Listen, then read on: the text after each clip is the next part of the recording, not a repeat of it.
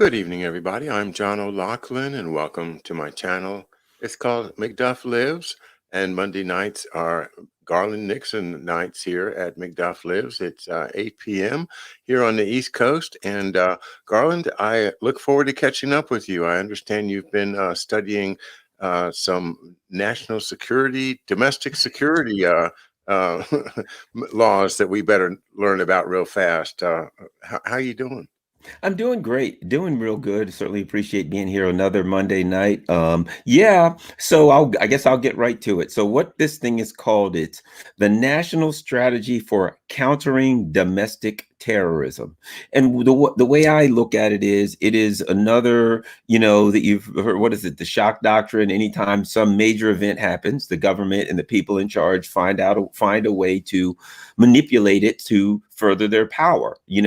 And I think what happens is some people will get caught up in whether or not they planned it or they didn't plan it. But either way, plan or not plan, they always find a way. It's like something happened. Okay, how can we utilize that to tighten our grip on power? So I took some notes on it and some things I'd like to go through part of it. I'd advise everybody listening when they get a chance to read that. You might want an air sick bag next to you when you read it, but read it. So let's start on a couple of things. It says the DOD, DOJ, and DHS are similarly pursuing efforts to ensure domestic terrorists are not, listen to this, employed within our military or law enforcement ranks and improve screening and vetting processes. That's at the very beginning. And that concerns me because you're now, to me, you're now talking about, hey, where can somebody work? If they decide that you're a domestic terrorist, or as we get into further, they say they want to prevent domestic terrorism. They want to deter domestic terrorism. You know what I mean? It goes from we're going to deal with violent domestic terrorism, which who could argue against that? We don't want people to get shot or attacked by it. Nobody's going to argue about that. But when you start looking into the details, when you start talking about deterring things, preemptive, they're saying using words like conspiracy theories. Now, I don't know about you, John, but when you start hearing deter, preemptive, you start thinking, now you don't have to commit anything violent or even be planning to commit anything violent. Now, I guess they're going to read your mind and say, well, if you keep going down the road you're going, it could be. And to me, it just sounds like an excuse to oppress people, maybe arrest people, maybe throw you off the internet. And as this says, I'm a retired police officer. I was law enforcement. Does that mean if I'm doing this show or if I'm saying things that they don't like, that they come to me and say, you're fired, you can't be in law enforcement anymore? Those are the kinds of concerns. What do you think about that first business about where you're employed? Well, I think, it's chilling, but what exactly are they defining as domestic terrorism? That's a good question. And I think they were careful to not to be as to make it as broad as possible, because what they say is domestic violence extremists, and then they say DVE. So they talk about violence, right? Which in itself, hey, we don't want anybody to act in a violent way. But after they define it, domestic violence, people who use it's pretty much in there. I'll get to it. Let me see. It is. Oh, Andy has it up here. Thanks, Andy. Okay, yeah. So they get into oh, here we go. I think I've got it here. Oh, And here, this is kind yeah.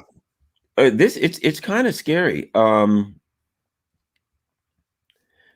Today's domestic terrorists, there's a couple of different things, but this says espouse a range of violent ideological motivations, including racial or ethnic bigotry and hatred, as well as anti-government or anti-authority sentiment. So, and they get into a lot of that kinds of like vague stuff, anti-government, anti-authority. They say anti-capitalist.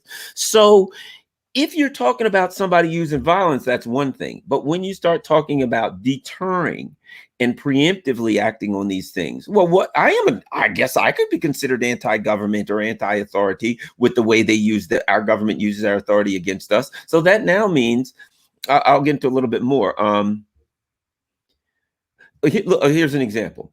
The U.S. government will also work to find ways. So they talk about. We'll talk about one thing's the definition of domestic terrorism. But listen to this: we'll also work to find ways to counter the polarization, often fueled by disinformation, misinformation, dangerous conspiracy theories online, supporting an information environment that fosters healthy democratic discourse. So now you're saying the governor's going to work to counter what they consider conspiracy theories. Well, you know what? When this pandemic first started, if you said, well, this could be a lab leak, that's a dangerous conspiracy theory. You get thrown off the internet for saying that. Now there's evidence that it may be a lab leak. We don't know anything for sure, but now that the mainstream media is willing to have that conversation, it's acceptable to have it. So when they say we will also work to counter that, that would be misinformation, disinformation, all of those things. So what it comes to is, if they say it's misinformation or disinformation now, then the government's working to counter that. So you ask yourself, how far does that go? Does that mean now they're going to say, well, Garland and John are talking about things that they shouldn't? We're going to tap their phones. We're going to follow them. We're going to pick them up and bring them in and question them. You know what I mean? When it starts to get to, the U.S. government will also work ways to find that, right? It says, okay, so this is something they talk about. These strategies are organized around four pillars, the core elements of how the U.S. government will tackle the threat. It says, first are efforts to understand and share the information. Second are efforts to prevent domestic terrorists from successfully recruiting, inciting, and mobilizing Americans to violence. Well, wait a minute. When you talk about inciting to violence, one of the things that they said that I strongly disagree with was Donald Trump incited people when on January 6th to do whatever. When you look at what Donald Trump said, he actually said, we're going to walk peacefully over to the Capitol. But they argued that he incited violence. Well, if I say we're going to walk peacefully over to the White House to protest, and we get over there and somebody gets hit in the head, some injury. So two people get in a fight that I don't even know, right? So I say, well, John and I say we're whatever it is. I'm a big Assange guy. I say, hey, John, I'm going to do something at the White House, and we're going to protest free Assange, whatever. And we get over there. And I set this up and people have signs and all, but let's say two people get in a fight. Could be an agent provocateur, could be FBI, anything. A couple people get in a fight. Now they say, what are they going to say? Garland incited these people to violence. He started this thing. So therefore, he's a domestic terrorist. You see what I mean? It's so broad, incitement. It means what they say, whatever incitement means. That's why I say, what do you think, John? I think it's very dangerous when you say I can go after somebody for inciting. Actually, I don't know if you know, right now, they are going after Roger Stone. God knows I've got ideological differences with Roger Stone, but he's an American and he deserves the right to, his constitutional rights. But now they're going after Roger Stone, trying to say he incited January 6th. It's almost like everybody they hate. You incited January 6th. Well, what does that mean? Is he a domestic terrorism? Does that mean that our rights are to be violated? Let's not forget, under the Obama administration, one of the things they determined was that the government could drone bomb and murder an American citizen under these terrorism laws. You know what I mean? I mean, it may sound like does it sound like I'm taking this thing too far to you, or does that sound like some reasonable questions and concerns? Well, yeah, I absolutely. I think it's reasonable questions and concerns, and I'm so glad to hear you voice them. And I just want everybody to just take this stuff so seriously. I don't think people take it seriously enough, and it really is, 1984, the Big Brother coming down on us. I've been talking a lot to some folks with the Schiller and LaRouche folks once again, as starting to get to know them, and I'm pretty convinced that the core of our problem right now is the economy, and that in order to keep their economy going the way that they want it to keep going, they have to completely shut down our freedoms. because if we have the freedom to learn information and share information and find out things that are going to undermine their control of our economy, then they get scared. And a lot of these people I've seen, of course, Howard Hughes is a classic example of a guy Hmm. who has too much money and gets paranoid and ends up taking, probably some crazy drugs and stuff. But the same thing is said of all the Rockefellers, that they're just so paranoid. They're afraid of crowds, but they're more afraid of going broke.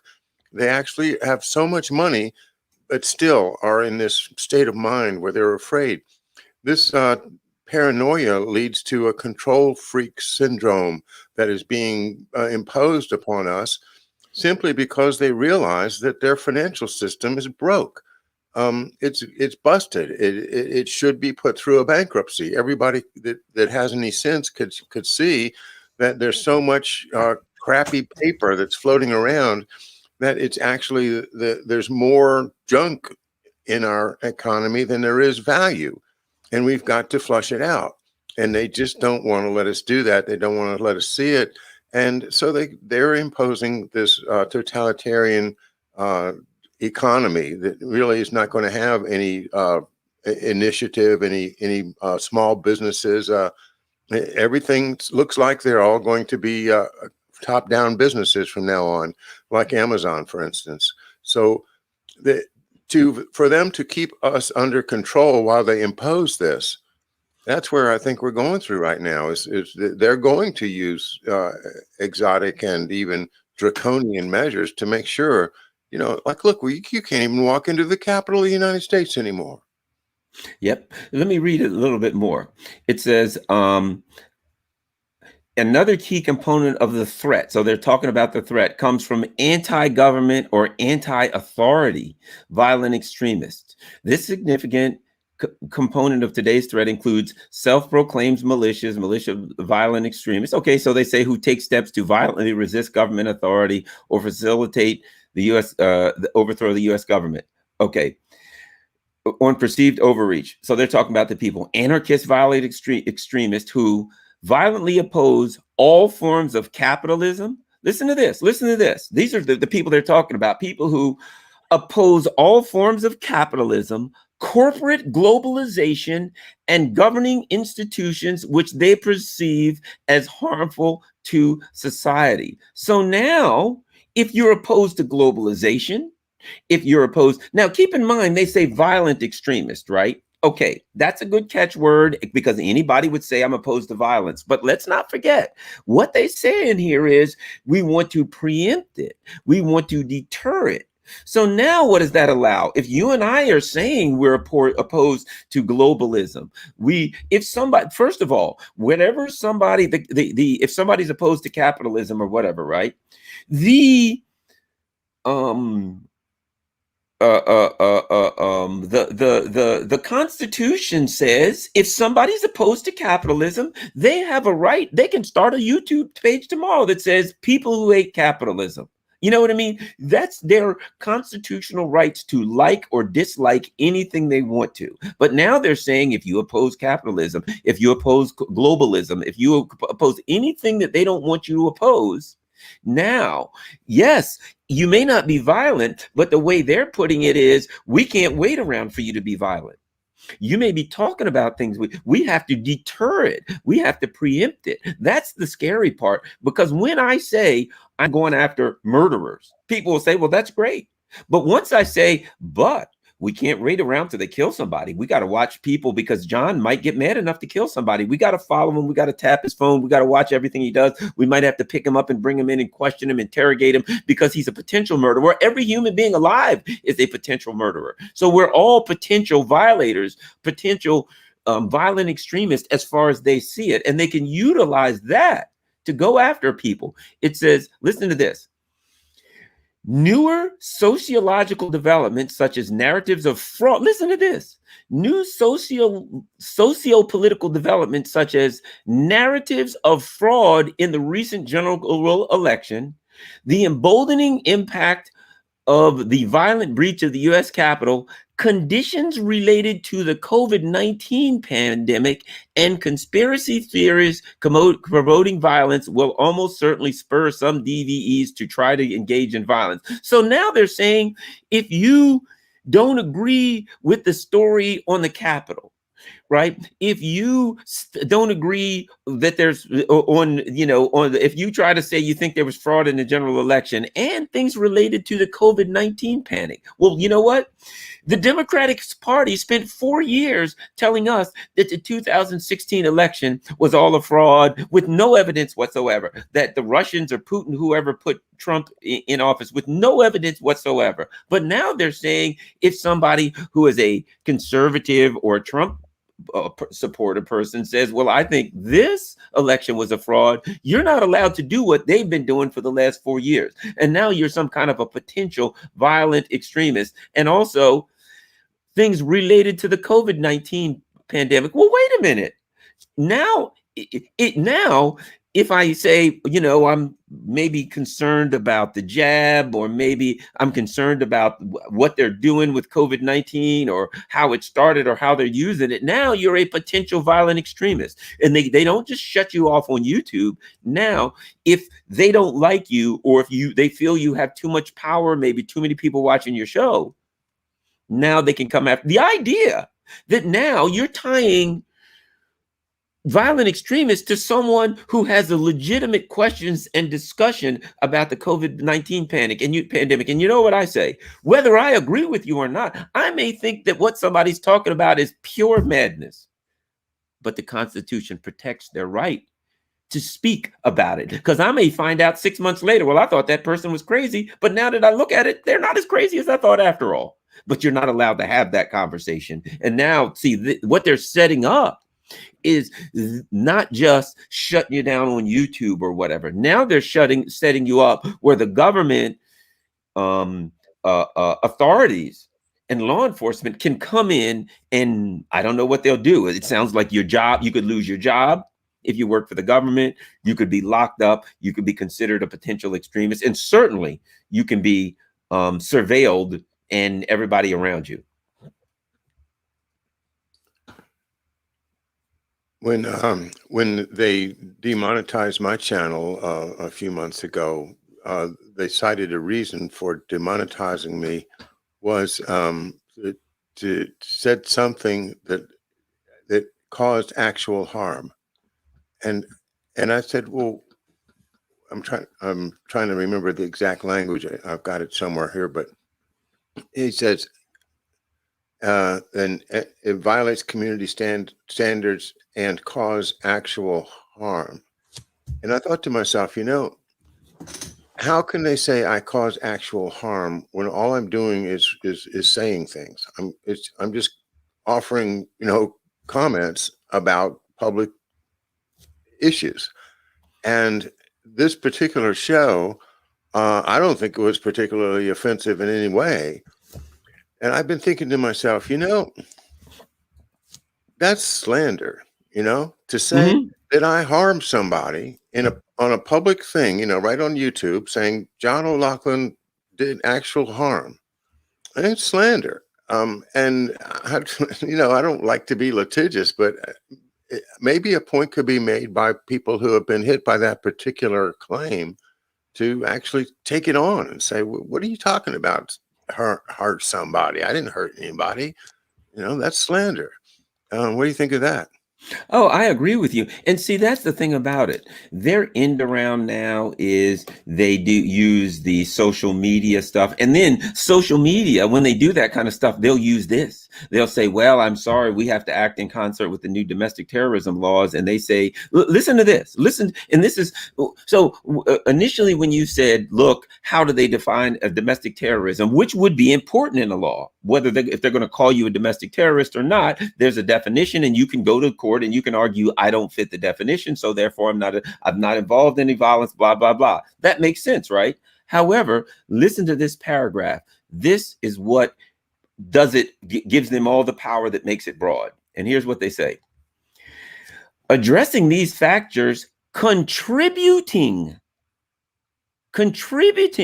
to domestic terrorism. So they're saying we've got to address factors that contribute to, well, wait a minute, you're writing laws to deal with domestic terrorism. Now you're saying we got to get the factors that contribute to the domestic terrorism, is in part a means to achieving the first objective of preventing the violence itself and handling the threats. So they're saying our first objective is to prevent violence, but we're going to address factors that contribute to the violence, right? And then they say, but it must also be its own objective as, listen to this, reducing the factors can make a difference in diminishing the threat we might otherwise face tomorrow. So wait a minute. You're saying, hey, there's factors that lead up to it. And we got to address things that might happen tomorrow. So now look, well, and one of the things, and if you look at the ACLU's website, they had an argument, and then they said, look, there's a very valid argument. There are already laws there on the books that says you can't kill somebody, you can't do violence, you can't do terrorism. We've got all the laws that we need now if somebody does illegal, does something illegal to do that, right? But they're now saying they're going to address the factors, and they're saying they're going to reduce the contributing factors to make a difference in diminishing the threat we might otherwise face tomorrow. So now you're saying something might happen in the future, and I'm going to address that by factors. Well, now it's so subjective. You know what that means when you get that? Well, understand yourself. You've dealt with, been, trained in the law for years.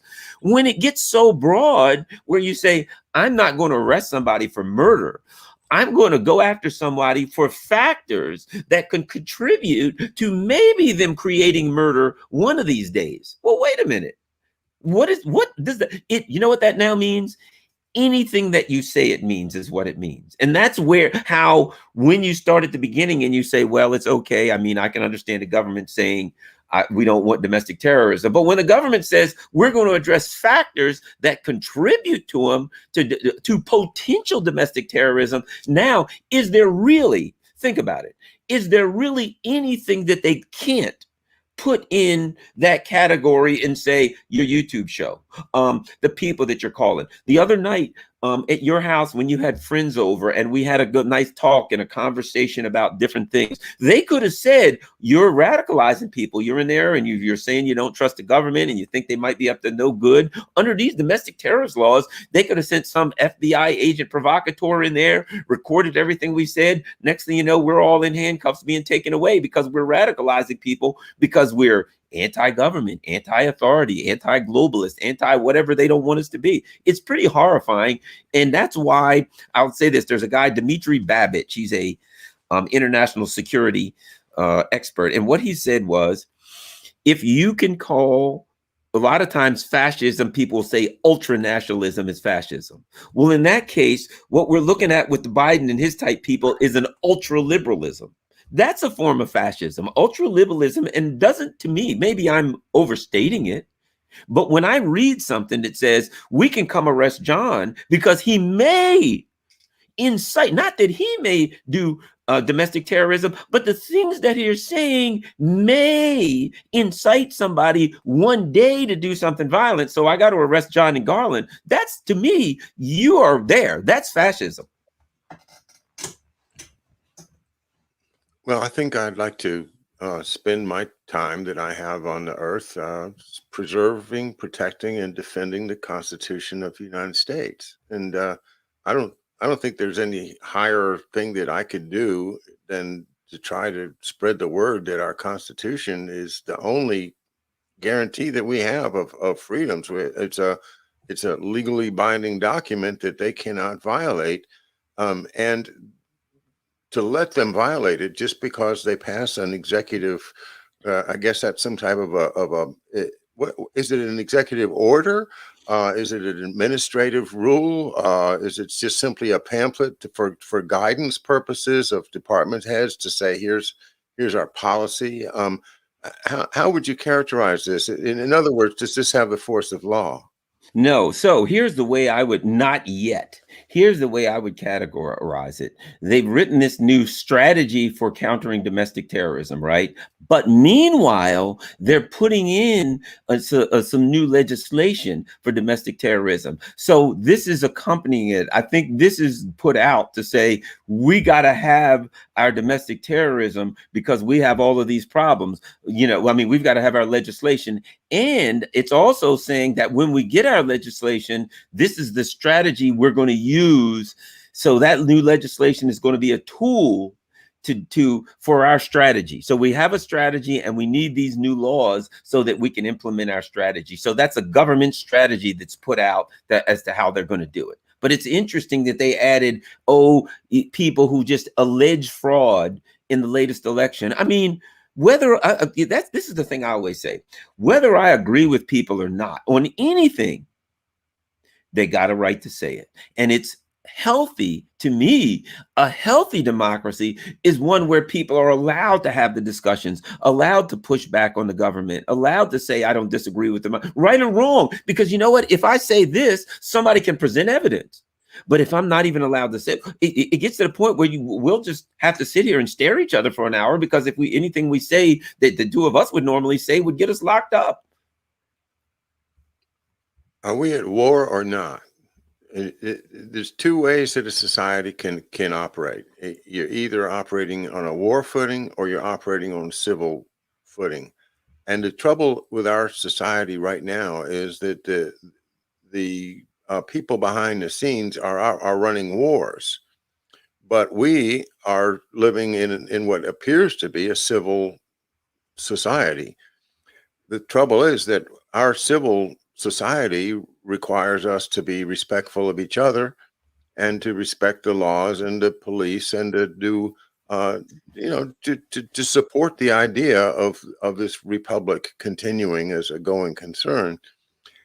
Whereas the people that are fighting these wars are simply using the United States, they're using its full faith and credit, its good name, and its tax dollars, and pursuing their own goals. And they have done that to the point where now it's over. The economic bubble that we're in right now is completely unsustainable. And so they are positioning themselves to keep us locked down when, the SHTF, right? Yeah. Yeah, and here's the other thing. I can't remember where I read this, but it's stuck in my mind, and that is that when an empire gets towards its end, when things are broken, it gets to a point, and this is what you can really see with our government now.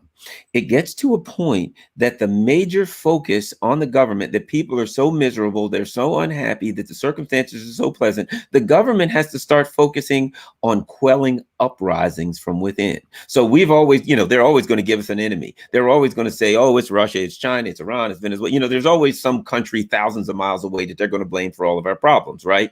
But it's now gotten to the point where they're going to do that because that's what they do, because that's how they make all their military industrial money, by, creating enemies constantly. That's fine. They're getting rich. But they're now afraid because people are starting to say, wait a minute, what's with all this inflation? I can't afford to feed my family. What's going on here? There's all of these problems. What's with our, what's with that, with the supply chain? What's going on? I can't even get basic things that I can afford to buy, but I can't find them anymore. And because of the supply chain issues, now the prices are going up because people want to buy stuff, but it's not there. What's all going on? And now they're afraid that people will start rising up saying, we got a problem. We want different leaders. We thought we had a set of rules. You guys are not abiding by the set of rules that were set forth in the Constitution. Now they have to focus on at home and say those who would ask the questions, they have to be frightened into keeping their mouths shut. If they're online, we have to shut their mouth online. And if they won't shut up, we need laws where we can now go grab them. And, I'm starting to think, when you start hearing domestic terrorism, things like that, and see this kind of stuff, preemptive, we've got to stop that. You start thinking of secret police.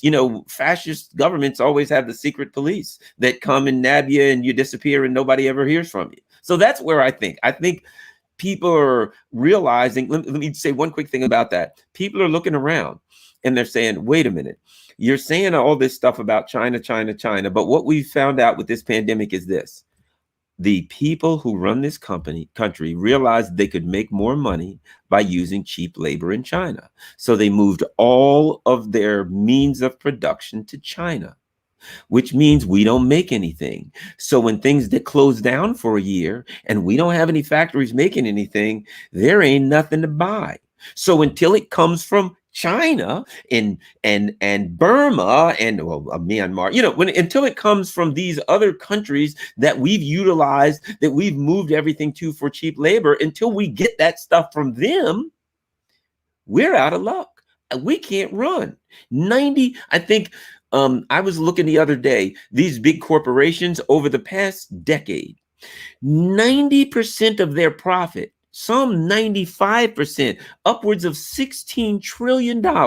These companies, did they build a new factory and hire new workers and do something so they could build stuff at home? No. $16 trillion they used to buy back their own stock, so they could inflate the prices of their stock, so that the CEO and the boards of directors of the company could make more money. So our system is completely broke. They used our system. They sent the means of production to China, or whatever country they could, with people that they could pay less. They put all of their money back into this casino that's the stock market, so they could just make more money for themselves and nobody else. And now the economy's broke. Everything's screwed up. We don't make anything, so we got to hope that China or whoever the heck is going to make it and send it to us. And people are starting to stick their hand up in the back of the classroom and say, I got some questions as to why this is so screwed up. And they're going to have to shut our mouths. People like us and people that are in the chat, they got to shut our mouths because we're asking too many questions. What did you know? One last thing. I know I'm talking a lot, but one last thing. For all the talk that they were going to address the import-export numbers with China, our import numbers with China, our trade deficit rose 54% over the last year. The exact opposite of what they said they were going to do happened. But notice this: at the same time that deficit went up, the billionaires made more money, because that's how they make their money, through cheap labor. And we ended up where you can't find a lawnmower at Home Depot if you need a new lawnmower to cut your grass half the time. It really is. It really is true about cheap labor, and that's that's slavery. Is the cheapest labor you could get. It's free. You just gotta keep everybody under control. And if we don't continue, to have these values as Americans, that there are human rights, and that the Bill of Rights is real, and we do have the right of free speech, and we do have the right of free assembly. We have the right to go to Congress and ask for redress of our grievances. We have the right to be free of unreasonable searches and seizures, such as snooping on our computers and monitoring our phone calls, and other ways of surveillance that I do believe go on all the time. Doug Valentine has been writing about this stuff for like 40 years now, and he says the CIA has got so many ways to spy on you right now. Just don't even worry about it. If they want to see what you're doing, they'll see what you're doing anywhere in the country, 24/7. They've got you, and they won't, and you can't catch them. It's really has gotten that bad. So I don't know if they're surveilling me. I try not to even think about it. I suspect, I know that in the past they have. I know that there's been quite a few incidences which indicate that they've been after me, looking at me, just keep track of me, because I am my father's son, and that legacy has been with me my whole life. Yeah, they definitely do, and I, Doug knows what he's talking about. I know you do too. So this is not a joke. We have to take this very, very seriously, because once they shut it down, there's no way, when the cell door clanks shut on our liberties, you know, you haven't got the key. You can't get out. Our liberties will be gone. There's not any nice people that are going to open open the door and say, okay, you can be free again. It'll be over. Yeah. Now listen to this, and again, letting you know this is their national strategy for countering domestic terrorism. Listen to this. How horrifying is this? While those who break the law in furtherance of domestic terrorism must face investigation and prosecution for their crimes, which is that's okay. Who's going to argue against this? It is equally important that the federal government engage in efforts to prevent individuals from being drawn into the grip of domestic terrorism in the first instance. That means reducing both supply and demand of recruitment materials by limiting widespread availability online and bolstering resilience to it by those who nonetheless encounter it by other measures. So now, as I said, they're saying not just break the law, but it's equally important that we prevent individuals from being drawn into it, reducing supply and demand of recruitment materials by limiting widespread availability online. So now it's clear what they're saying. Look, our new rules. And so when I say, look, if somebody wants to do violence and domestic terrorism, there's plenty of laws to address that. You can charge them with the crimes, attempting to kill terrorism, all that kind of attempting to kill people, blah, blah, blah, right? But what they're adding is, oh no, that ain't good enough. We need laws that will allow us to reduce the availability of materials online. Well, what kind of materials online? Well, that would be us. You know what I mean? What reduce? So now they're spelling it out for you. We don't want things to be online that we will interpret as pushing domestic terrorism. We don't want things that'll be available to people. We want to prevent individuals from being drawn into the grip. Well, wait a minute. So now here's the other part. You talk about the ultimate elitism. Don't I have a choice to watch anything I want? If I want to turn on Garland Nixon, John O'Loughlin, now they've shut down Alex Jones, but if somebody, I didn't watch Alex Jones, but if somebody wanted to watch Alex Jones, they should be able to watch Alex Jones and make a decision if they like it or agree with it or not. They should be able to watch what they want. I mean, certainly you shouldn't be watching a show on video. Somebody just says, let's stab all the, whatever Asian people or something. Okay, sure, that's clear. But the idea that if you watch somebody who has so-called conspiracy theories, how many times, for many, many years, the conspiracy theory was that the CIA killed JFK. Well, that's a pretty well known now that wasn't a conspiracy theory, that's pretty damn well what happened. But again, that's why I say the more you read this stuff, you start off and you read the definition of domestic extremism, domestic violent extremism, and you say, well, I'm okay because I'm not for violence. But when you start reading, well, we've got to preempt, we've got to reduce what's available online, we've got to make sure that people don't get drawn into that. That's where it gets ugly. And that's the real meat of it. Because the laws already prevent the other stuff. Now they want laws to allow them to dig a little bit deeper, not a little bit deeper. Basically, you know what they want?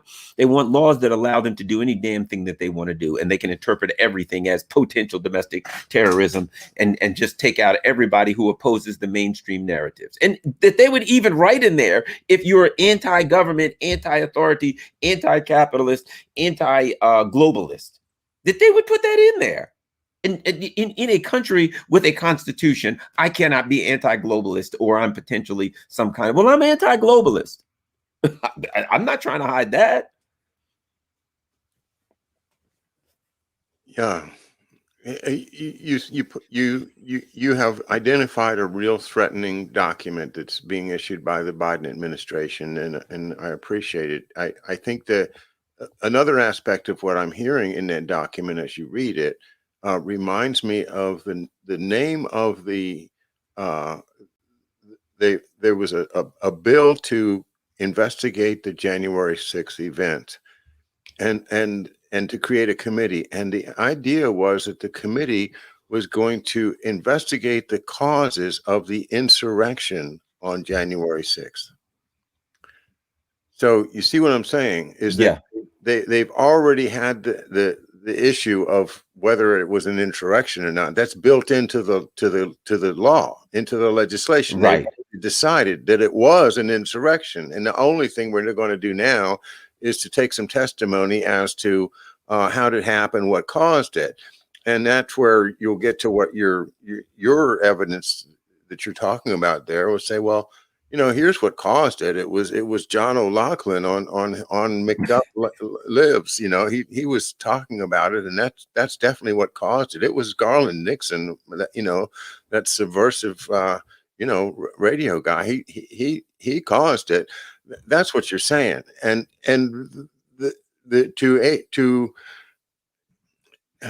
to see, people. I mean, I've spent my life with people that have this liberal interpretation of human rights that would completely, uh, you know, eliminate the idea of any such law or any such policy being passed by the country, except for somehow they've gotten brainwashed into really buying this stuff. Like, yeah, Garland Nixon is a dangerous character, or John O'Loughlin is a dangerous character, just because we're pursuing, what we see. And I know, we're doing this from the heart. We're doing this to try to save our republic and our communities, our everything is at stake right now, Garland, and uh, we have to just keep on doing what we're doing, spread the word.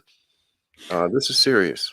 Well, and I don't consider myself a conspiracy theorist by any stretch of the imagination. I was a police officer. I was for several years, I was a commander of the investigations division for a police department. Trained investigators. I taught investigations at a college level, right? I try to go by the facts as best I can. I'm trained to do that. So when I start questioning things, I'm a conspiracy theorist. If I bring up legitimate questions, you can start it with anywhere and start filling in the blanks. Here's a perfect example. The January 6th thing, right? Tucker Carlson has brought up some legitimate questions. I don't know if you've been following that. And one of the things that he brought up is when you look at the documents where they charged people, so there are a number of people that they refer to as unindicted co-conspirators. So it'll say unindicted co-conspirator 1 and 2, and then this guy. And you look at it and you say, well, wait a minute. These 3 people were in a hotel room the night before January 6th. One of them was charged on January, and they were all there. And co-conspirator means clearly they were involved in the same activity as everybody, 3 people, all of them together in a motel room. All of them are involved in planning whatever they're planning. I may very well disagree with them on January 6th being an insurrection. I don't think it was, but that's irrelevant. What the issue that Tucker Carlson brought up, and who cares who brought it up? Because people will be like, Tucker Carlson, he's a whatever. I don't care who brought it up. Either his issue is legitimate or isn't. Well, why is it that we got 3 people on this document? One of them, and according to this document, all of them conspired to commit a crime. One of them was charged. The other 2 aren't named and they haven't been charged. So did they both turn state's evidence and you're not going to charge them because you struck a deal with them? Were they members of the intelligence community who were embedded into the group with these people and you're not charging them because there it is. The government's hiding the identity of many law enforcement officers who were present at the Capitol on January 6th. We know that the FBI regularly embeds people in various groups to try to figure out what's going on. And in some instances, there are instances where maybe they should, where there's some violent people. Okay. But my point is, it certainly is starting to appear as though there were some people who were involved at the night before, the day before, or at a very early stage, that they don't want us to know who these people were. And these people are not being charged. It certainly is legitimate to ask the question, were they government agents, officials, etc.? Number one. But here's where it gets big. And I really, to be honest, I don't think they wanted an investigation, excuse me, of January 6th, because it's possible that somebody could have started asking these questions. Because here's the issue. Let's say we find out that there were people who were involved in some of the people who were protesting days, weeks, months, you know what I mean, all along, have been the night before there. So here's my question. If you had law enforcement embedded with the people, working with them, and you knew whatever they were going to do tomorrow, there's going to be a lot of people, they're upset, they may walk to the Capitol, some people may try to go, you get all of that. How can you say, well, we had no idea that anything bad was going to happen, and therefore we didn't have enough people? It's almost like you're like, something could happen, so we're not going to put. I worked in law enforcement before, and we're talking about the Capitol. If somebody of power had picked up the phone and say, I want 1,000 officers, I want 2,500 officers, look what they did afterwards. They brought 25,000 soldiers in. Yeah. So if they had people embedded and they thought anything bad was going to happen, they could have simply said, put 10,000 soldiers surrounding the Capitol. We're going to close the Capitol from 6 a.m. till 6 p.m. on that given date. That way nothing can happen. If I was in charge as a former law enforcement official and they came back to me and they said, hey, Garland, people might try to come into the Capitol. We don't know. Something bad could happen. What do we do? I'd say, give me 10,000 people in front of there. Just put enough people in there, put up barricades, put up buses, put up vehicles, and just close the Capitol for 12 hours. And then afterwards, we'll open back up. They could have done that, but they didn't, did they? Which, that's why I think they're trying to hide. They may be, I don't know for sure. I'll just say this. If in fact, some of those people were in fact undercover officers, they could have been agent provocateurs. They could have been encouraging things to happen. They could have been part of it. And they could have wanted this thing to happen so that it allowed them to push these kind of domestic laws. But I think this conversation, even this conversation under those new laws that they passed through, could be enough for them to nab us and take us both in for questioning or worse. Well, let me just engage in a little idle speculation here. This is not a theory. This is just a speculation, right? Not in a wink.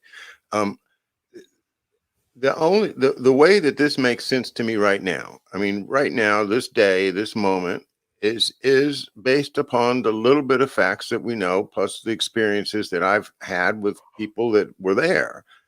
And I think, it's definitely been George Webb has been part of this whole process from my point of view, really going down there just about every day and recording what happened. And I think that what his observation is what I think is probably really what's going on here. That there was a hearing scheduled in which the election could possibly be set aside on account of fraud. And if the House of Representatives had decided that there was fraud, then the Biden victory starts looking very weak and it could fall apart. So there was a decision made to make sure that this hearing does not result in a finding that there was fraud and setting aside the election. And as the hearing went on and on, it started looking like to somebody, or somebody got afraid, somebody got paranoid and pulled the trigger and said, you know what, send them in, send the provocateurs in to upset the table, to upset the chessboard, so that the hearing will end. And they'll have the vote and they'll certify the election, and the election was certified, but the hearing was never actually concluded because of the intervention. And I think that intervention was most likely done by people who wanted to ensure that Joe Biden, his victory was never in doubt or was not challenged beyond that time. That's my theory, and I could be wrong, I could be right, it could be wrong, but I'm going to claim the right to say it. I think it's more than speculation. Frankly, I just don't. I don't have. I'm not going to try the case. I'm not putting together all the little pieces that would prove that case. But why in the world, would they not identify these people if they really are terrorists? Then they should be charged as well. And if Tucker Carlson reveals this, that's great.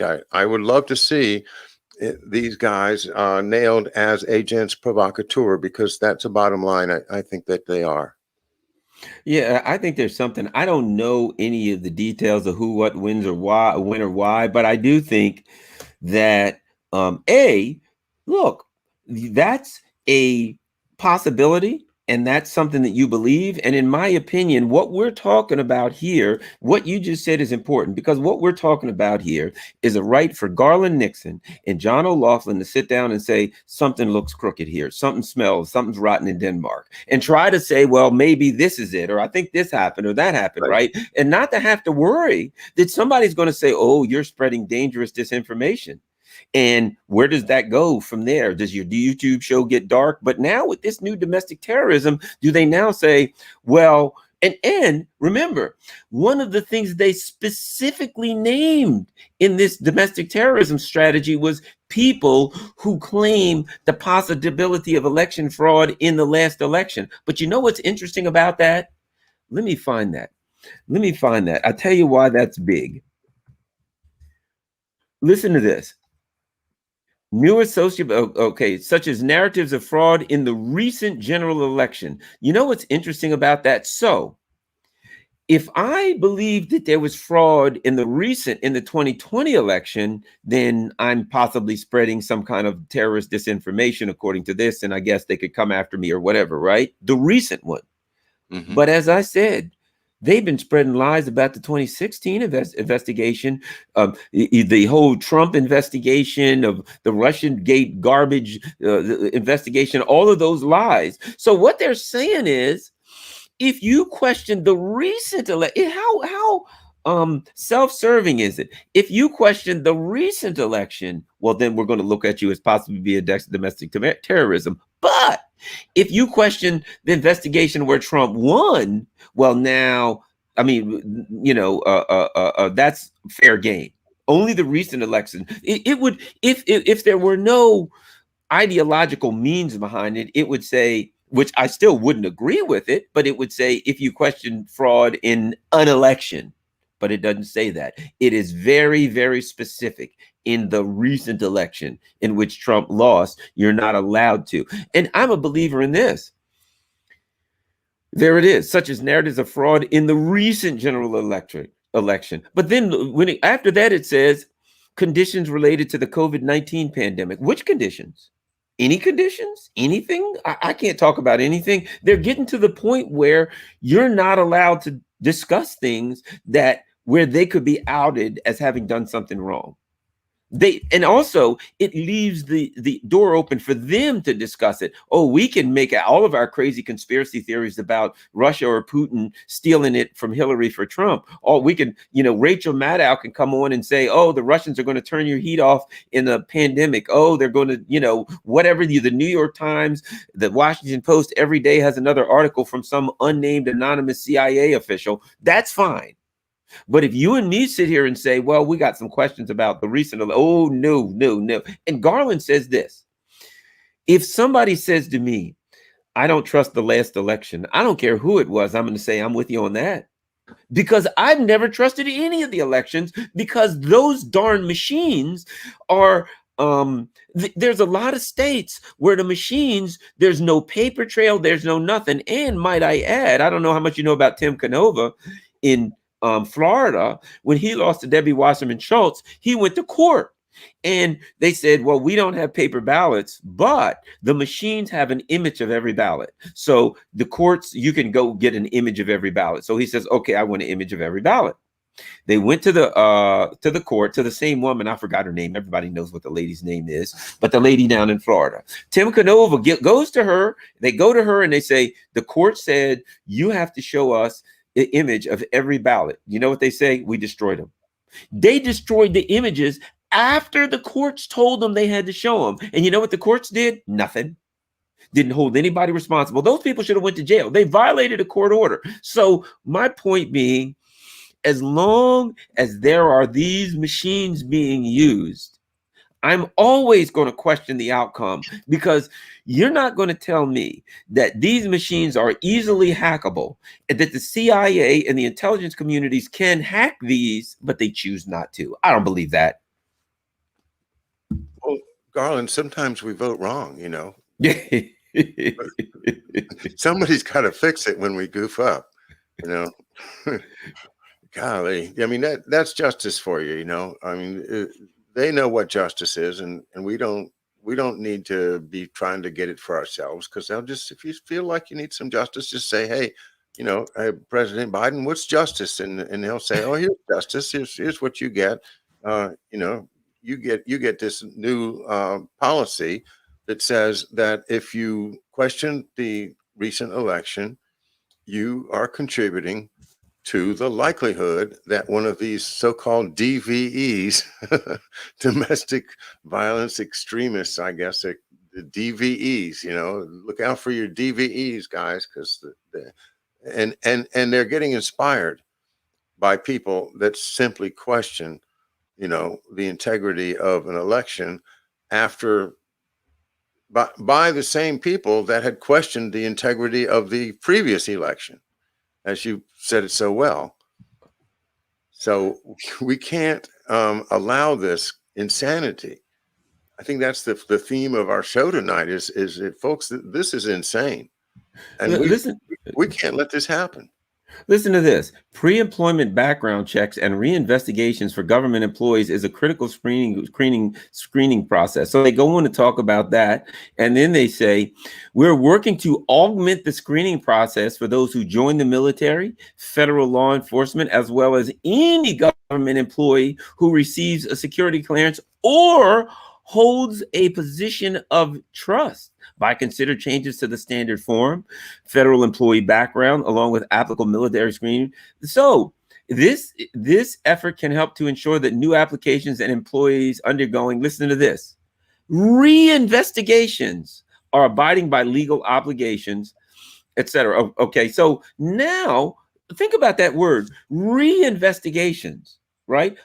So now, if you're a government employee, you could be a guy who cleans the toilets. You could be a person who cuts the grass on the Capitol, just an average plain old person who comes to work every day with a little thing that says, hi, my name is Garland, Capitol Maintenance Ground.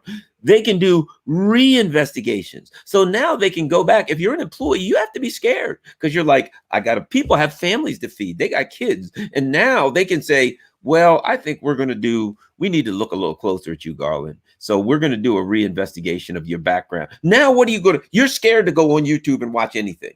You're scared to do anything, to get involved, to exercise your constitutional rights. It's horrifying, man. This is scary stuff.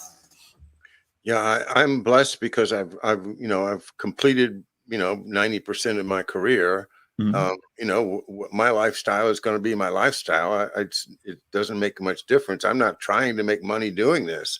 And people that have to work for a living, people that are still in the rat race, they can't do this. They don't have time. And not only do they not have time, they can't take the risk, because if they lose their job, then the next thing is they lose their mortgage, they lose their house, and they can't take that risk. So many people have been drawn into the idea of public service, working for the government, working for companies that support the government, beltway bandits, if you want to use that old term. But people that have tried to do something for the country and end up being shut down. You cannot complain when you see things that are going wrong. Let me read one more sentence since we're almost out. Listen to this. One sentence. This document represents that strategy, a strategy whose implementation is already well underway. So they ain't waiting around for the new domestic laws. All of the things that I read to you, as horrifying as they are, as concerning as they are, this document says these things are well underway. Did they put them before Congress? Not that that would do any good. Did they put it for anybody to look at it, to question it? Whoa, that's a little too far. No. all the crap that we read that we're like, whoa, this is horrifying. And the end of the document says, oh, by the way, guys, we're already doing this, whether you like it or not. That's the scary part. We don't have any input anymore. Yeah, they're not even going to ask for permission after they started. Just say, hey, guess what? Here we are. I mean, one of these days they're going to put the swastikas on the sleeves, and then you'll know it's all over. Yeah, when they knock on your door in the middle of the night, and like they did Roger Stone, there's a number of people I know that they did that to. Roger Stone, Max Blumenthal in DC. They surrounded the guy. Doesn't own a gun. He's never been violent in anybody. They surrounded his house with a SWAT team to take him away and question him about a false accusation that was made against him. And you know what he does? He runs a website called The Gray Zone. He's a journalist. What do you need to surround the house of a journalist with armed SWAT team? And they had a warrant that said he's considered armed and dangerous when he's never even owned a gun in his life. It was because, you know why? If he blinks wrong, if you move too quick, they machine gun you down, and they say, well, we thought he was armed and dangerous. That butter knife that he was buttering his breakfast toast with, it could have been a switchblade. He could have killed us with it. Yeah, God, and they've been doing it. I mean, that's exactly the story of Lyndon LaRouche, and not only did they raid his house, but they trumped up some crazy tax charges and locked him up for 10 years, or 5 years. And but other people that I've spoke to that are associated with him were locked up for 10 years on this stuff that was completely political. And the thing that really bugs me the most about that whole thing is that was run by none other than Robert Swan Mueller III. Of course, it's always the same. Look, Roger Stone, Paul Manafort, on and on. These people just Julian Assange. These people are all just political prisoners. They're just dissidents who it served their purpose to take them out, and so they did. Well, it's the same people over and over again. There's a whole lot more of us than there are of them, and they're scared. And we're starting to spread the word, and the people are going to start, raising hell if this doesn't reverse itself.